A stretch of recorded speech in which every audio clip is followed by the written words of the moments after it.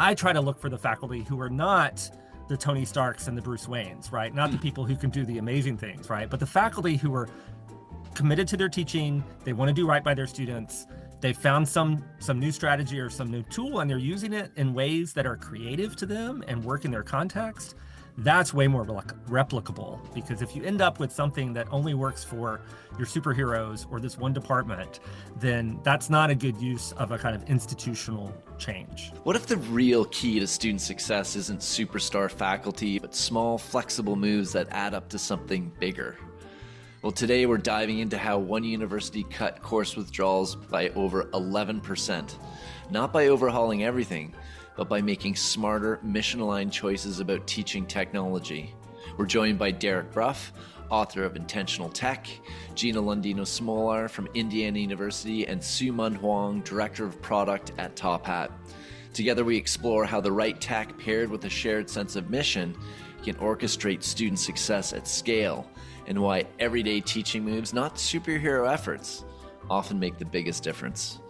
Welcome to Higher Listenings. There are very real pressures to improve the outcomes in the classroom and at the institutional level. Yet many faculty members express feeling done. Many are pulling back on investing time in improving and investing in classroom innovation. So what steps can we take, both at the departmental and institutional levels, to recognize and mitigate this kind of burnout while still moving the teaching practices forward across the institution? Derek, maybe we'll start with you on this one. You're right. Things have been rough the last few years. I think some of the things that have been true are still true. I think faculty who want to do new things in their teaching generally need time to think that through and to plan, and they need some access to expertise, whatever expertise is relevant to the kind of the teaching innovation that they're trying. I think the third factor that is probably more important now than it used to be is trying to foster a sense of mission or purpose with faculty. One of the things that came up in our conversations at the recent Top Hat conference was this metaphor of an orchestra, right? I'm not a music guy, so I'm totally spitballing here, but you've got an orchestra, you've got all these different musicians, they're playing different parts. There's a conductor at the front who's hopefully coordinating all of that.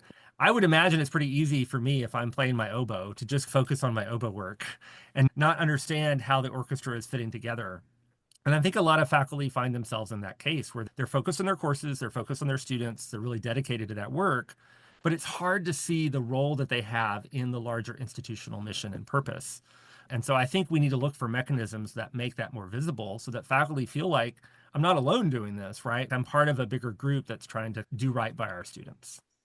So colleges have poured a lot into improving student retention, right? We have the first year experience, orientation, student life programming.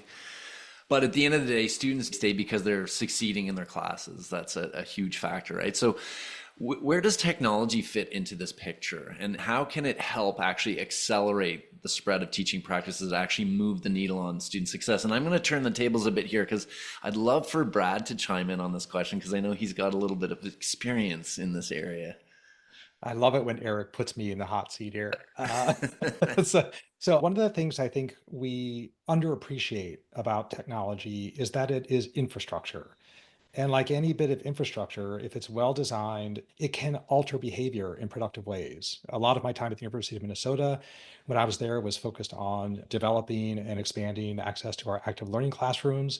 And I had a research team that published the book on active learning classrooms with a lot of faculty helping to investigate the power of these spaces. And what we saw was behavior changed, even if there was no intentional development or preparation for those spaces. Putting faculty and students in those spaces altered their behavior in ways that actually were productive of student outcomes. Students talked to each other more. Students and faculty interacted in more natural and supportive ways because there was no stage, there was no front of the room, there weren't fixed seats. So infrastructure can have that kind of impact. Academic technology, when well designed and implemented, can actually help nudge faculty and students toward behaviors that actually improve student outcomes. Well, I feel like you're tapping into the kind of power of defaults there, Brad, right? So if I'm going to have to teach in this classroom and there are some default settings in this physical space that are moving me in certain pedagogical directions, that's really powerful, right? And so I would be thinking about what are other places where faculty are naturally going to use technology and what are the defaults we can set that will help them to use that technology well. But if you're trying to get faculty to move into different spaces or do different things, it's harder to leverage the defaults there. And there, I think a lot about two things. I think one is I talk about this in my talks all the time. This wheels on chairs principle, right? Mhm. I will claim that my favorite educational technology is wheels on chairs because when I walk into a classroom, I have a lot of plans for the day. I want the furniture in the room to be responsive to that, right? And the technology in the room, the chairs, the whiteboards, the chalkboards, all that kind of stuff, that's all tech. And I want it to be responsive to my goals. And so I think one, we think about that at a kind of individual course level. What are the technologies that are going to help faculty accomplish their teaching goals? I think we can think about that at the institution level. What are our values as an institution and what technologies are going to help us inhabit those values, right? So if we pride ourselves as an institution on kind of student faculty relationships, well, let's look for technologies that are going to support that kind of interaction. And that's where it's not just the defaults, but it's also this is my message for academic leaders, what kind of technologies can we provide to the whole campus that are aligned with our values, that are going to help faculty solve problems, and that can be provided for faculty and students so there's a lot less friction. So someone goes to a talk that Gina gives on her campus where she's talking about the ways that she engages her students actively in the classroom using technology.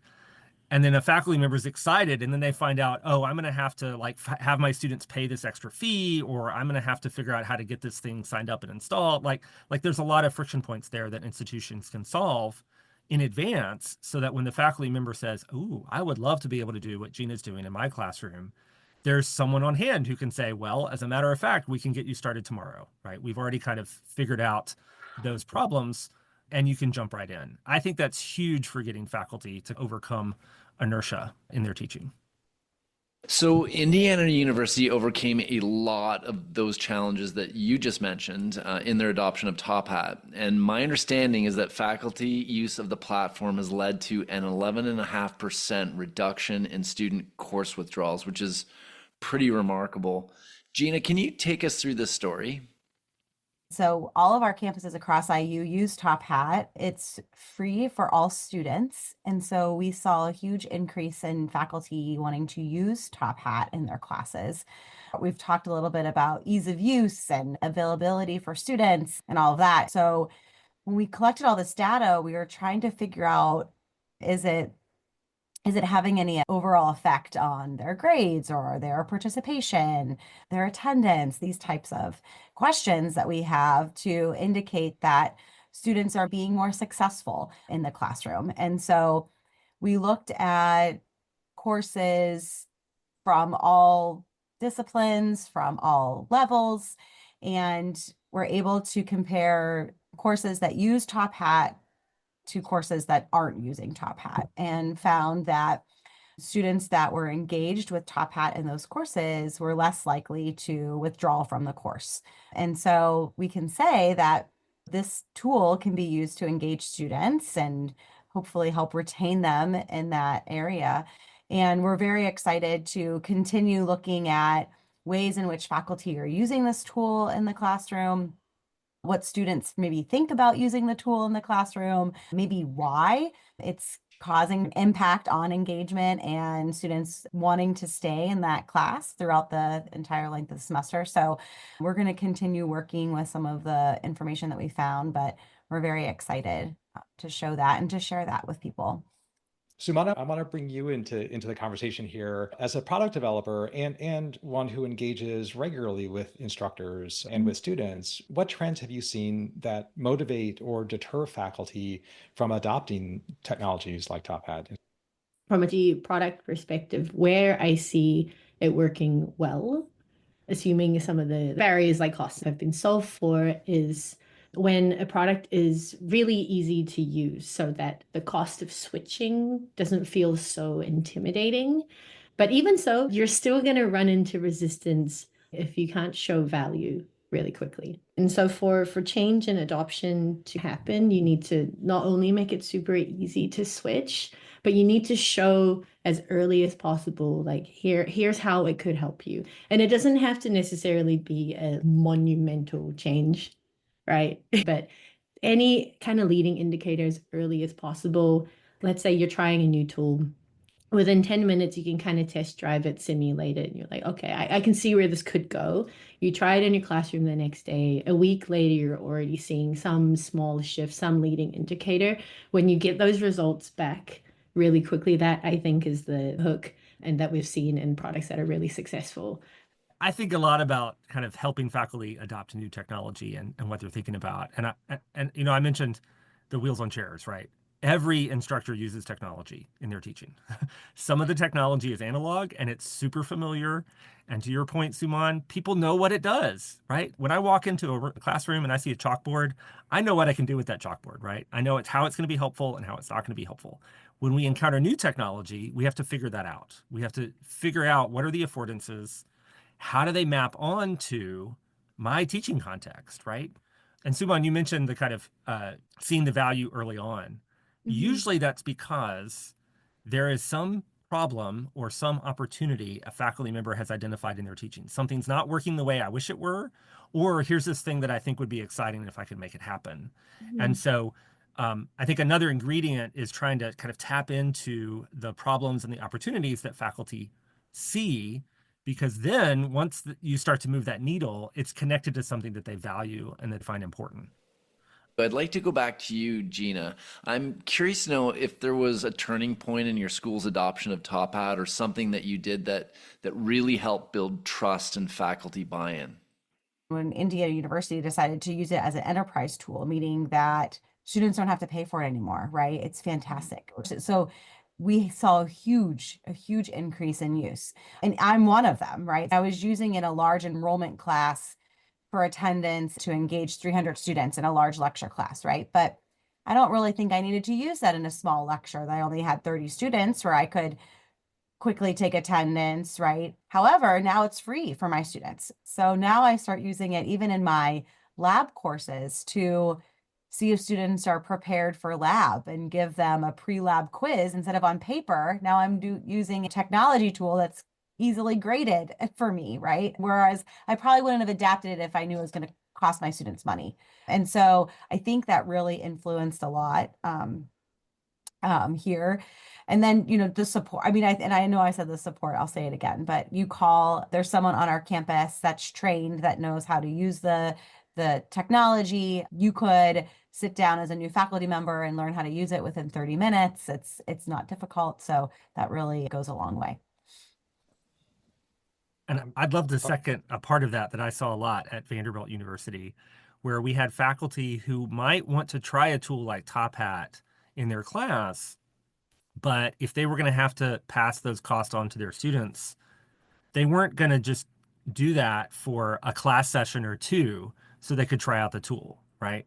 And so that was a real barrier to just experimenting with the technology, is if the kind of cost is very high for even a tiny experiment, then a lot of faculty aren't going to do that. And so once that barrier is removed, then you have a faculty member who's like, I don't know if I'm going to do this, but I'll try it once, right? It's so much easier to try it once. And that gets a lot of faculty over the hump. And then they realize this is the kind of dynamic I'd like to have in my classroom. I'll try it again next week, right? Absolutely. I want to go a little off script here. Gina and Derek, you have both more than once in this conversation already pointed to the barrier of cost. In my experience, and increasingly in this climate that we're in, budget constraints and affordability are both bearing down in this way that make committing to an enterprise technology very challenging. And at the same time, the investment in educational technology is dwarfed by the investment in other technologies that are essential to operating a university, the enterprise technologies. How do universities begin to understand the need to recalibrate around investing more in creating a modern classroom experience that is actually infused with these technologies? I remember quite distinctly the summer of 2020 when my institution found itself in a bit of an existential crisis. We had very little track record of teaching online, and yet we needed to teach online that fall. And we needed to do it well. Our students had given us a fair amount of grace in the spring for the kind of emergency remote teaching, but we had all summer to get ready. Our students were going to expect us to know what we're doing that fall. I remember the day the provost essentially turned to me and said, I want to pay for like 5 technologies this fall that are going to help a lot of faculty and students. What should I pick? And I was like, oh, I have a list. Let's do this, right? And so, I don't want to be in a kind of existential crisis every semester, but I think if we have a good sense of what the challenges are that our institutions are facing, if we really want to value student learning and student success and student retention, then we need to think carefully about how we're allocating our scarce resources. And that's not to say we just pour money into educational technology willy-nilly. We still have to make informed choices about the tools that we adopt for our campus, certainly. But I think there's a big picture question about kind of our priorities and how we allocate those scarce resources. Yeah, I was just going to say too, I think that faculty have a lot of good ideas. And when you start to see that faculty are paying out of pocket for certain tools to make their jobs more effective or reduce some of the tasks, I think that that's really going to be an indication that this tool maybe should be an investment of the institution. And so that's one way too, is to include those faculty, give them opportunities to suggest learning technology, allow them to do a pilot is really going to help as well. So some of that bottom up kind of approach. So I want to dial in a bit on the scaling. Even if you succeed in getting the budget and you've invested and the university is committed to a technology, you have this additional challenge of navigating the change management that comes with really getting the full value out of that investment and really having impact everyone hopes that will have on student success. So you've mentioned one, for instance, making sure faculty are involved in the decision making early. That's one really important way to kind of get some momentum behind the adoption. But what are some other missteps or pitfalls? What are some really good practices that folks should be building toward when they're going to make this kind of investment? So I have kind of a silly answer and then a slightly more serious version of that same answer. So one misstep I've seen is to pay too much attention to faculty superheroes. And so I try to look for the faculty who are not the Tony Starks and the Bruce Waynes, right? Not the people who can do the amazing things, right? But the faculty who are committed to their teaching, they want to do right by their students. They found some new strategy or some new tool and they're using it in ways that are creative to them and work in their context. That's way more replicable. And so I think that's one. And the related piece of that is sometimes it's easy to think that all teaching looks like the teaching I'm familiar with. And one of the privileges of my position as a teaching center staff member is I get to see people teach in lots of different disciplines all around campus. And I get to see the different ways they teach, the different contexts, the different structures. And so sometimes it's easy to say, oh, well, this tool, this change is going to work really well for this type of faculty member or in this class, not realizing, in fact, there's a great diversity out there. And so I tend to look for the tools and the strategies that are actually kind of flexible enough to work in lots of different environments. Because if you end up with something that only works for your superheroes or this one department, then that's not a good use of a kind of institutional change. I think this is a really interesting tension because the more flexibility you build into a platform, the more complex the use may become, right? Sue-Mun, I want to bring you into the conversation just as a product developer and somebody who thinks about scale differently. What do you think we should be doing or providers should be doing, and any responses you have to the conversation you've heard so far? The reality is we need something that can meet people where they are, and where they are and what they need in the moment in time will be different. But I think this comes back to one of the things Derek and Gina mentioned right at the beginning, which is if you are working towards a common goal, if you know where you're going, it's okay if you're taking a different path to get there. And this is where I think data comes in really importantly, because data allows you to understand, are you moving the metrics that you want to be moving? Are you actually having the impact that you want to be having by doing all these different things? And that allows you to keep yourself on the right track, even if the path that you take, because the way that you're doing it, the way that you're using maybe the same technology, but in different ways. I want to add a wrinkle to that. There's different kinds of difference here to garble my words a bit. Brad, you were referring to like what I see when I open up Microsoft Word, right? It can do all kinds of things, and that makes it a very complicated software package to use, right? So that's a real concern. I'm interested in pedagogical flexibility. So when I'm teaching a class on Zoom and I run a multiple choice poll, that's a very simple bit of technology.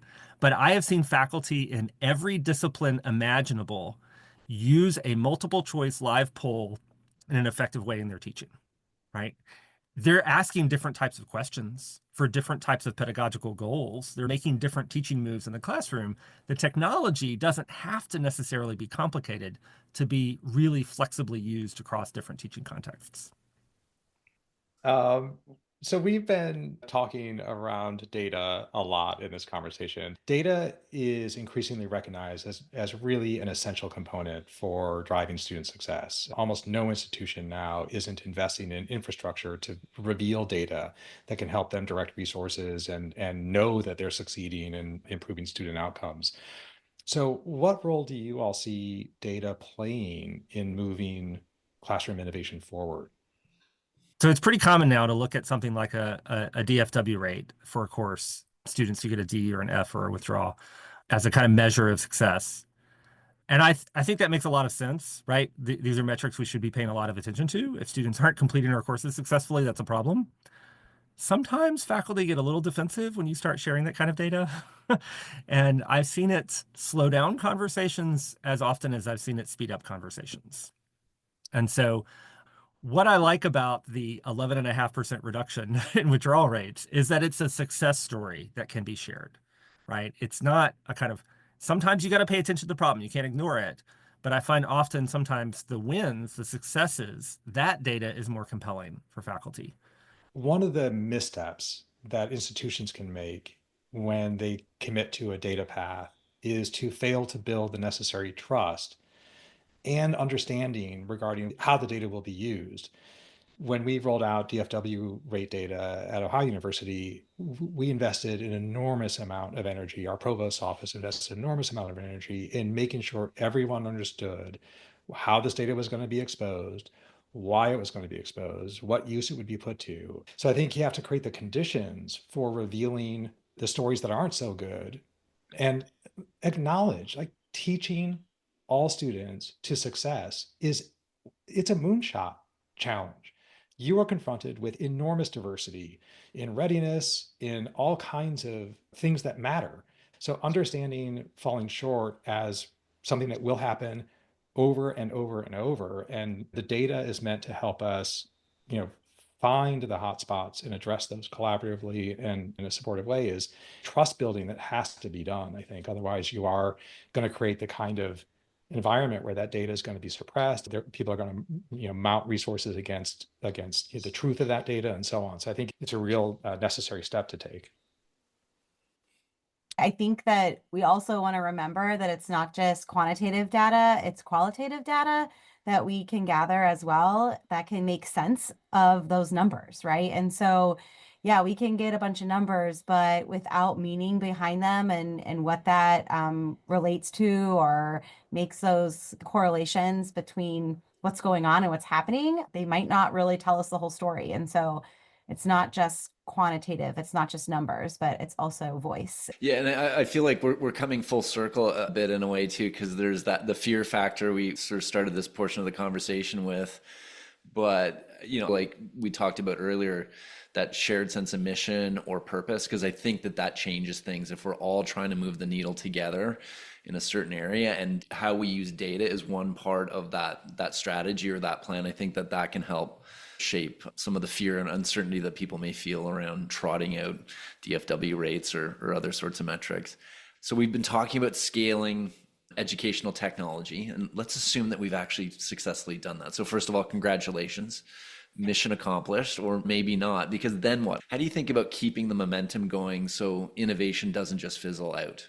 So I'll get up on my soapbox now, Brad.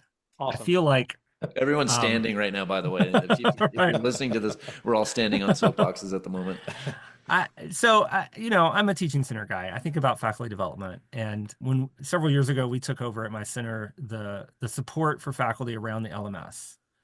And one of the differences I saw in how we did LMS support and how some of our colleagues in IT did LMS support is that they were often trying to solve faculty technology problems quickly and efficiently, which is great. And we had to do some of that too. But we were also trying to help faculty improve their teaching skills over time. And so I think that is part of the recipe for sustained change over time, is that the faculty themselves are more equipped to teach well, to solve problems, to adapt to change, right? So I always think about how can we also do the professional learning for faculty and other instructors, that they are developing their skills, because teaching it's a career, right? It's a profession, and the context in which we teach, our goals are going to change over time. And so we have to treat that as an ever evolving set of professional skills. I do want to call out something though, because this is an honor having all of you on the call. And Derek Bruff, you also have a podcast, Intentional Teaching. I'm sure, hopefully, many of our listeners have heard that. I understand you hit a major milestone recently, 20,000 downloads, and I'm assuming that's now and counting. And counting, yeah. That's wonderful. Yeah. Thanks. Congratulations. Yeah. Thank you. So if you'd like to hear more from Derek and some of his guests, I'd encourage you to tune into that. And with that, thank you all so much for sharing with us today. It's been a really enlightening and interesting conversation for us. Take care. Higher Listenings is brought to you by Top Hat, the leader in student engagement solutions for higher education. When it comes to curating captivating learning experiences, we could all use a helping hand, right? With Top Hat, you can create dynamic presentations by incorporating polls, quizzes, and discussions to make your time with students more engaging. But it doesn't end there. Design your own interactive readings and assignments and include multimedia, video, knowledge checks, discussion prompts. The sky's the limit. Or simply choose from our catalog of fully customizable Top Hat e-texts and make them your own. The really neat part is how we're putting some AI magic up your sleeve. Top Hat Ace, our AI-powered teaching and learning assistant, makes it easy to create assessment questions with the click of a button, all based on the context of your course content. Plus, Ace gives student learning a boost with personalized AI-powered study support they can access anytime, anyplace. Learn more at tophat.com/podcast today.